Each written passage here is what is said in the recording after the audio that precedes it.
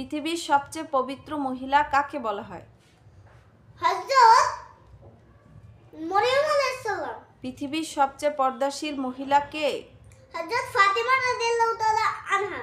পৃথিবীর সবচেয়ে জ্ঞানী মহিলা কাকে বলা হয়? হযরত আয়েশা রাদিয়াল্লাহু তাআলা আনহা। পৃথিবীর সবচেয়ে স্বামীভক্ত মহিলা কে? বিবি রহিমা। পৃথিবীর সবচেয়ে ত্যাগী মহিলা কে? হযরত খাদিজা রাদিয়াল্লাহু তাআলা আনহা। হযরত মুহাম্মদ সাল্লাল্লাহু আলাইহি ওয়াসাল্লামের আল আমিন উপাধি কারা দিয়েছিল বলো তো?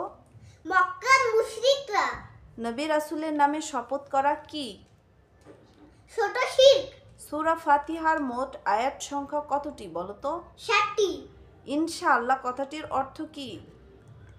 আল্লাহ যদি চান। তওবা শব্দের অর্থ কি? ফিয়ামানিল্লাহ, ফিরে আসা। তওবা শব্দের অর্থ ফিরে আসা। আমার ভিডিওটি কেমন হয়েছে কমেন্ট করে জানাবেন। আল্লাহ হাফেজ।